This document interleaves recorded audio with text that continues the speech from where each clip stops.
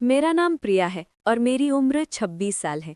मेरी शादी को 1 साल हो चुका है, लेकिन आज भी जब मैं खुद को शीशे में देखती हूँ तो मुझे लगता है जैसे समय मेरे लिए वहीं रुक गया हो। मेरा फिगर शादी से पहले जैसा था, आज भी वैसा ही है। न वजन बढ़ा, न शरीर में कोई ढीलापन आया। कई बार लोग मजाक में कहते हैं कि शादी के बाद ऐसा होना मुश्किल होता है, लेकिन मेरे साथ ऐसा नहीं हुआ। आज का दिन थोड़ा अलग था। मेरे पति सुबह से ही अपने बैग में सामान रख रहे थे। उन्हें किसी ज़रूरी काम से दूसरे शहर जाना था और 2-3 दिन बाद लौटने वाले थे। जब वो घर से निकले और दरवाज़ा बंद हुआ, तब अचानक मुझे एहसास हुआ कि आज रात मैं घर में बिल्कुल अकेली रहूंगी। दिन में तो सब ठीक रहता है, लेकिन रात का सन्नाटा मुझे हमेशा थोड़ा डराता है। मैं कुछ देर सोफे पर बैठी रही, टीवी चल रहा था, लेकिन मन उसमें लग नहीं रहा था। तभी मेरे दिमाग में कॉलेज के दिनों की दोस्त अंजलि का ख्याल आया। हम दोनों एक ही कॉलेज में पढ़ते थे और बहुत अच्छी दोस्ती थी। उसकी भी अब शादी हो चुकी है और उसका ससुराल मेरे ही शहर में है। मैंने सोचा कि अगर आज रात उसके घर रुक जाऊं तो मन भी हल्का रहेगा और डर भी नहीं लगेगा। मैंने बिना ज्यादा सोचे एक छोटा सा बैग निकाला। उसमें एक जोड़ी कपड़े, टूथब्रश, मोबाइल चार्जर और कुछ ज़रूरी सामान रखा। खुद से कहा कि बस आज की रात ही तो रुकना है। फिर घर को ताला लगाकर मैं उसके घर के लिए निकल पड़ी। रास्ते भर मन में पुराने कॉलेज के किस्से घूमते रहे। थोड़ी ही देर में मैं उसके घर पहुंच गई। मैंने दरवाजे की घंटी बजाई।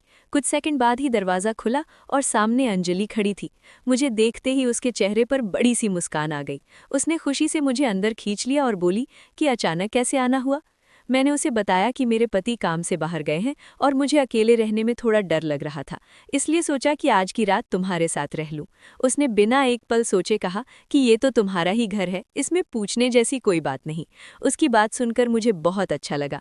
हम दोनों थोड़ी देर ड्राइंग रूम में बैठकर बातें करने लगी। मैंने उससे पूछा कि शादी के बाद उसकी ज़िंदगी कैसी चल रही है। उसने बड़े सुकून से बताया कि सब कुछ ठीक है, उसका पति उसे बहुत प्यार करता है और दोनों एक दूसरे को समझते हैं। फिर उसने मुस्कुराते हुए कहा कि हम दोनों अब जल्द ही बेबी प्लान करने वाले हैं।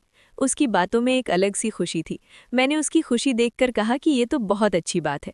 फिर मजाक में उसने मुझसे पूछा कि तुम्हारे पति इस बारे में कब सोचेंगे। मैंने हल्की हंसी के साथ कहा कि उन्हें तो अपने बिजनेस के अलावा कुछ और याद ही नहीं रहता। अब ये सब कब होगा, ये तो भगवान ही जाने। इतनी देर में उसने कहा कि अब वो किचन में जाकर खाने की तैयारी करेगी, क्योंकि उसके पति के ऑफिस से आने का समय हो गया है। मैंने उससे कहा कि मैं उसके कमरे में जाकर थोड़ी देर आराम कर लेती हूँ। वो किचन की तरफ चली गई और मैं उसके कमरे में चली गई। कमरे में हल्की सी गर्माहट थी। बाहर ठंड का मौसम चल रहा था। मैंने बिस्तर पर लेटकर अपने ऊपर कंबल ओढ़ लिया। दिन भर की थकान अब शरीर में महसूस होने लगी थी। आंखें अपने आप भारी होने लगी और मुझे अच्छा सा सुकून मिल रहा था। तभी अचानक मुझे लगा कि कोई मेरे ऊपर आकर गिरा है। मैं पूरी तरह नींद में नहीं थी, इसलिए आवाज़ साफ सुनाई दी। किसी ने हंसते हुए कहा कि चलो आज हम पेरेंट्स बनने की ओर पहला कदम बढ़ा देते हैं। ये सुनते ही मेरी नींद एकदम उड़ गई। उसी पल मुझे समझ आ गया कि ये अंजलि के पति हैं और उन्होंने कंबल में मुझे अंजलि समझ लिया है। वो आगे बोलने लगे कि चलो थोड़ा प्यार कर लेते हैं। ये सुनकर मेरे दिल की धड़कन तेज हो गई। मैं घबरा गई और मन ही मन सोचा कि अगर अभी नहीं बताया तो बात आगे बढ़ सकती है और फिर सब बिगड़ जाएगा। मैंने बिना देर किए कंबल हटाया। जैसे ही उन्होंने मेरे चेहरे की तरफ देखा, वो एकदम सन्न रह गए। तुरंत पीछे हटते हुए उन्होंने घबराई हुई आवाज में पूछा कि तुम कौन हो। मैंने खुद को संभालते हुए साफ कहा कि मैं अंजलि की दोस्त हूँ और आज रात यहाँ रुकी हूँ। ये सुनते ही उनके चेहरे पर परेशानी साफ दिखने लगी। उन्होंने हाथ जोड़ते हुए कहा कि जो कुछ अभी हुआ उसके बारे में अंजलि को मत बताना, उसे गलत समझ आ सकता है। मैंने उन्हें भरोसा दिलाया कि मैं किसी से कुछ नहीं कहूंगी और ये सिर्फ एक गलतफहमी थी। मैंने उन्हें ये भी बताया कि अंजलि किचन में खाना बना रही है और वो वहीं है। ये सुनकर उन्होंने राहत की सांस ली और चुपचाप कमरे से बाहर चले गए। कमरा फिर से शांत हो गया।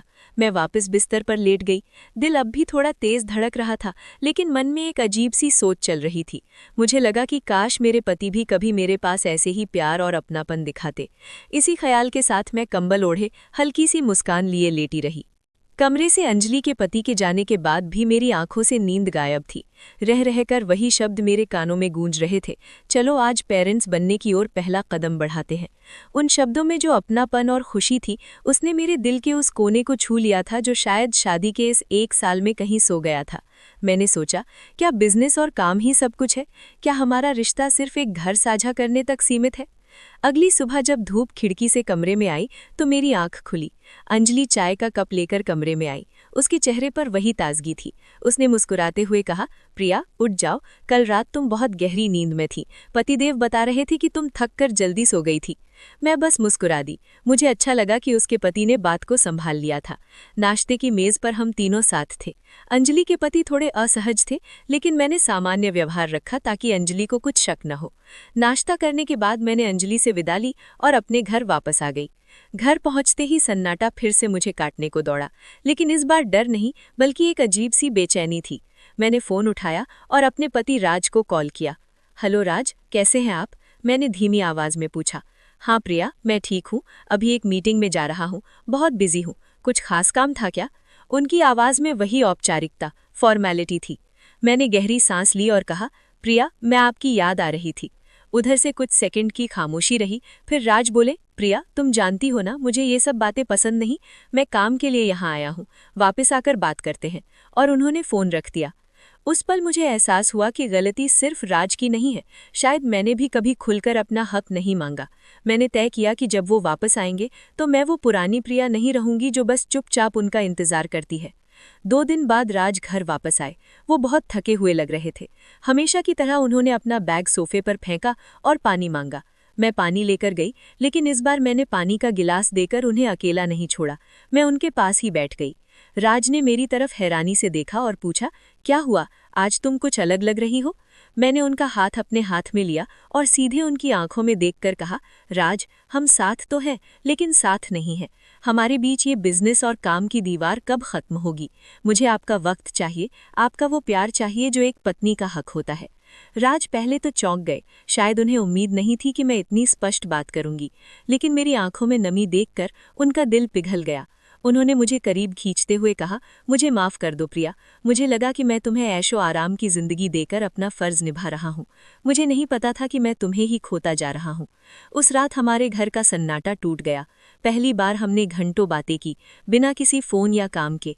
मैंने उन्हें अंजलि के घर वाली बात तो नहीं बताई, लेकिन उस घटना ने जो मुझे सबक दिया था, उसने मेरे वैवाहिक जीवन को एक नई दिशा दे दी।